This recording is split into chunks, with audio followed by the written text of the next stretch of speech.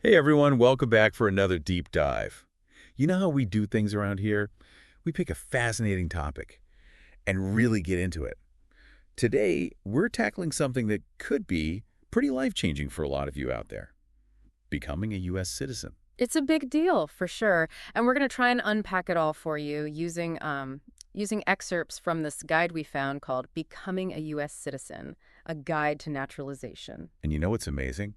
Over 900,000 people actually make this happen every year. Yeah, it's more common than you might think. So if you're thinking about it, you are definitely not alone. So let's just jump right in. I think when most people think about becoming a citizen, that sense of security is a big thing, right? Absolutely. Like not having to worry about green card renewals Yeah. or, the risk of deportation. Right, right. Having that peace of mind is huge. It's like you're finally home, you know. Yeah, totally. But I feel like there's got to be way more to it than just that. What are some of the other, I guess, less obvious perks that come with citizenship? Oh, there are tons. It's not just about like personal security, it's about empowerment too. You get to vote, which means you have a real say in how things are run. You can apply for federal jobs. I mean, we're talking NASA, national parks, even working on policy in DC. Okay, so we're talking like serious opportunities here, Yeah, not yeah. just, your typical. Exactly. And don't forget about family sponsorship.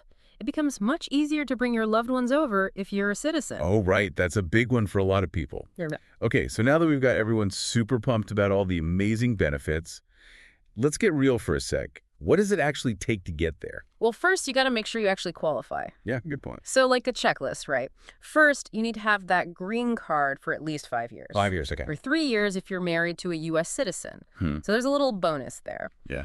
And you have to have lived in the U.S. for at least 30 months out of those last 5 years. So lived, meaning like physically present, Yeah. like not just like having the card while you're living somewhere else. Right, exactly. You got to actually be here, putting down roots. And another big one, you got to have a clean legal record. Okay, so when we say clean legal record, what exactly does that mean? Like, is a speeding ticket going to mess things up? Ah, good question. Usually, minor traffic violations are okay. But if you've got something more serious on your record, like a DUI or anything like that, it could definitely be a problem. It's best to talk to an immigration attorney if you're not sure. Just be safe, you know. Yeah, better safe than sorry, for sure. Oh, and of course, there's the English and civics test. Oh, right. The tests.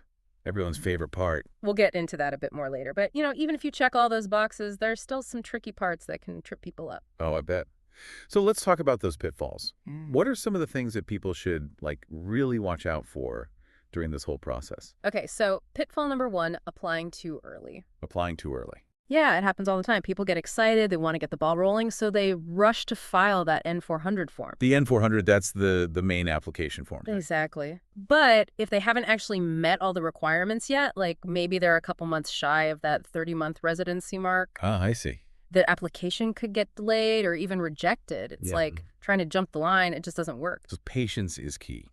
Definitely. And speaking of that N-400 form, Oh, yeah, that thing. That sounds intimidating. it can be. It's super long and detailed, and they want very specific information. And here's the thing. Even tiny mistakes can cause big problems. Really? Like what kind of mistakes? Oh, I've seen it all. Forgetting to sign a page using the wrong date format.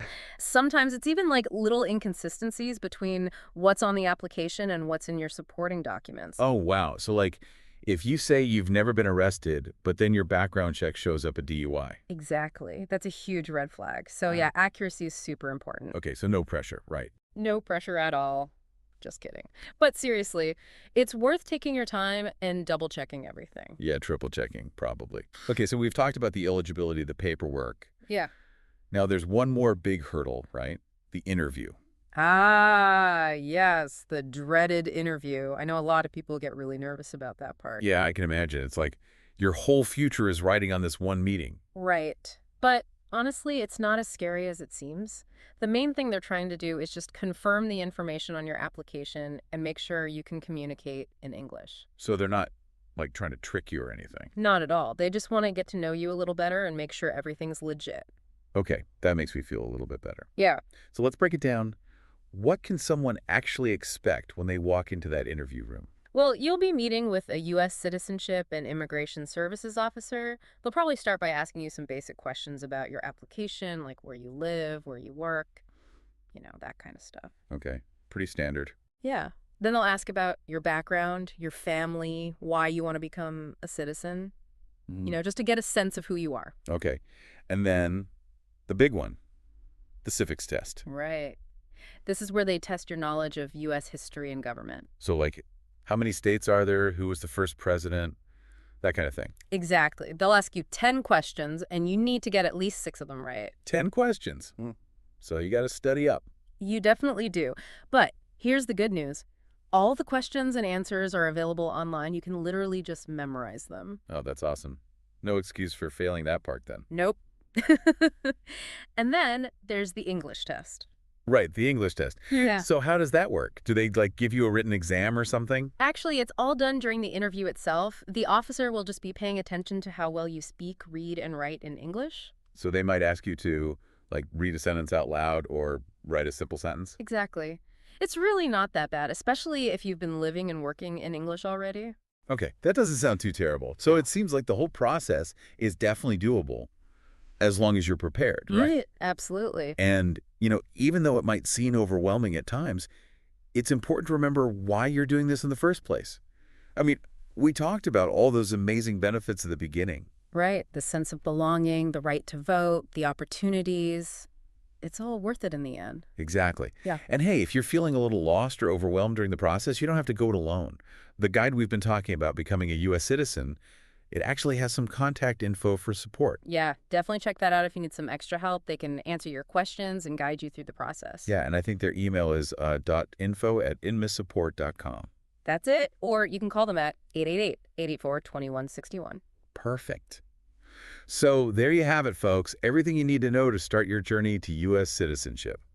We hope this deep dive has been helpful and, As we wrap up, I'm just curious. For those of you out there who are considering this path, what is it about U.S. citizenship that really speaks to you? What are you most excited about? that's a great question.